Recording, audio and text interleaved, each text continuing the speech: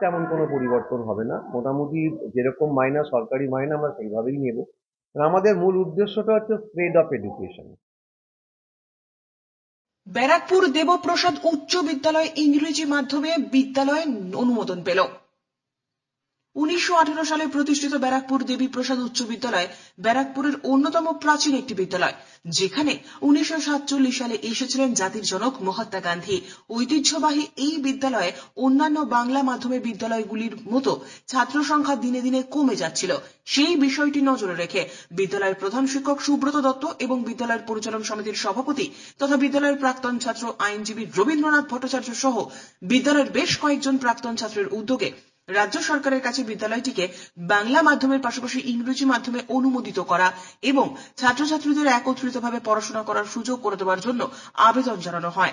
গোটা বিষয় বিবেচনা করে উচ্চশিক্ষা দপ্তরের পক্ষ থেকে পঞ্চম শ্রেণী থেকে দশম শ্রেণী পর্যন্ত ইংরেজি মাধ্যমের অনুমোদন দেওয়া হয়।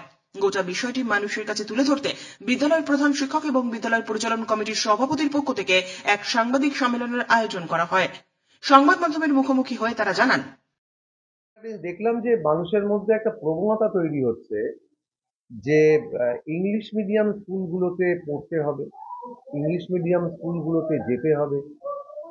এই প্রবণতা থেকেই মধ্যবিত্ত, নিম্ন মধ্যবিত্ত সম্প্রদায়ের মানুষও না সুইচ করতে শুরু করলো ইংলিশ মিডিয়ামে। তাদের মধ্যে একটা কনসেপ্ট তৈরি হলো যে বোধহয় ইংলিশ মিডিয়ামের এডুকেশনটা ছাড়া এডুকেশনটা কমপ্লিট হচ্ছে না।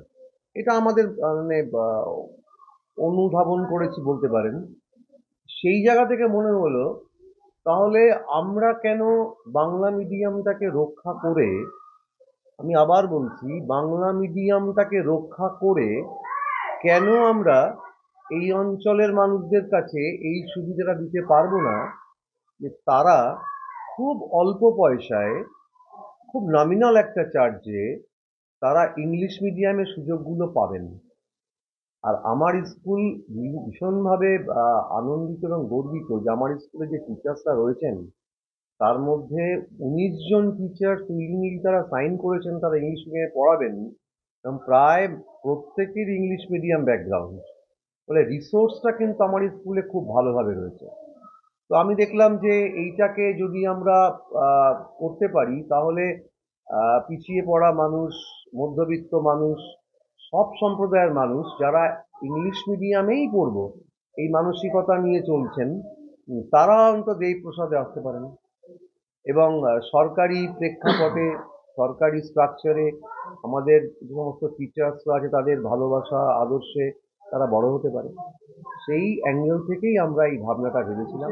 আমি এটা ব্যক্তিগত মনে করি না, কেননা আমি নিজেও বাংলা মিডিয়ামের ছাত্র, আমার স্কুলের অনেকেই বাংলা মিডিয়ামের ছাত্র। একজন স্টুডেন্ট যদি সঠিক পরিকাঠামোর মধ্যে থেকে সঠিকভাবে পড়াশুনোটা করে তাহলে তার ভবিষ্যৎ নিয়ে ভাবতে হয় না। ব্যারাকপুর দেবীপ্রসাদ স্কুলে নয় আজকে ইন্ট্রোডিউসড হবে, 100 বছর তো ছিল না। তার মধ্যে কিন্তু প্রচুর কৃতি ছাত্র দেশে বিদেশে তারা কিন্তু কর্মরত এই স্কুল থেকে পড়েই। আমি সোসাইটির ডিম্যান্ডটাকে মাথায় রেখে বললাম এটা আরো বেশি সংখ্যক ছাত্রছাত্রীকে আমরা শিক্ষার আলোকে আনতে পারি, এই জন্যই আমরা অপশান দুটোই রাখলাম, কিন্তু বাংলা মিডিয়ামকে নেগলেক্ট করে নেব, বাংলা মিডিয়ামকে অবশ্যই আমরা প্রায়োরিটি দেবো, ওটাই আমাদের ফার্স্ট। ব্যারাকপুর থেকে সৈকত গাঙ্গুলির প্রতিবেদন, চ্যানেল 24/7।